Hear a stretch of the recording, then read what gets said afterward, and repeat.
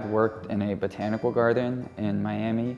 and so I was always exposed to that stuff growing up, and he was an international plant collector, so he collected tropical fruits from around the world. So I had the pleasure and I was lucky enough to be able to eat all those tropical fruits with him and help grow everything. In the past few years, we do have a mango orchard that we established, and so all of that was pretty instrumental in me getting into agriculture and getting my hands in the dirt pretty early on. With my education, I went to University of Florida hoping to work and kind of get a better scientific understanding, because I have so much of that background of the tropical fruit that I can grow them and prune them, but I don't really understand the science behind why all that works. And so working with the university and being a student there helped me understand how everything worked, so I could apply that in the future for developing new techniques or something along those lines. And for my master's, I went to Penn State, and I wanted to go into there and work on a crop different than mangoes, because I understood a lot about tropical fruit, but deciduous fruit like apples are a whole different ballgame. So I went to work in apples and deciduous fruit to get a better understanding of how that worked and sort of broaden my horizons with that. And I'm continuing that at Washington State, because Penn State was a lot more smaller growers and focused on whether it was retail or small scale shipping. You know, here is a lot bigger orchards and a lot more of an industry, which I wanted to get a better experience in to understand how that differs from the other ones. Being at the research centers and an extension center is advantageous to the point that I'm a lot closer to the trees that we're working on and I can access them easily, but also I get a perspective of, with all the growers around, what they think might be something that's feasible and what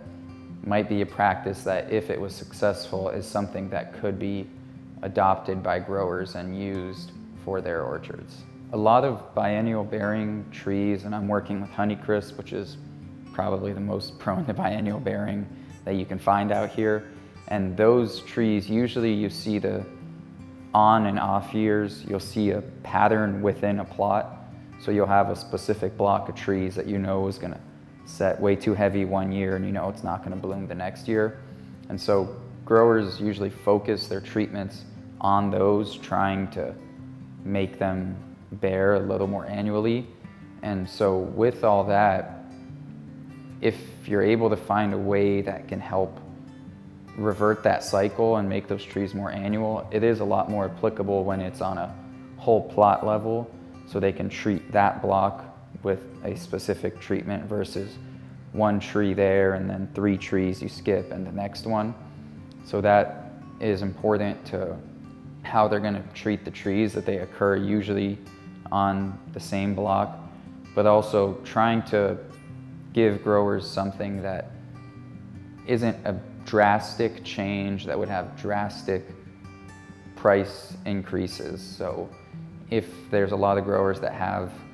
defoliators already, those pulse defoliators, if they can apply certain things they already have to sort of treat those trees and help prevent them from bearing biennially and sort of trying to revert them back to annual cycles. I think there's a lot of great things that are being done, but there's also a lot that can be done to help improve it and make things better for everyone in the area. And with the science that we're doing and the research we're doing, hopefully we can provide have those impacts at the grower level, where the growers are either making more money or being able to have a more successful operation, but also to people that grow up in Miami, you may be able to get a decent apple versus some of the stuff I've had there that's not the best apples. My impression of apples wasn't great until I moved to Pennsylvania and here.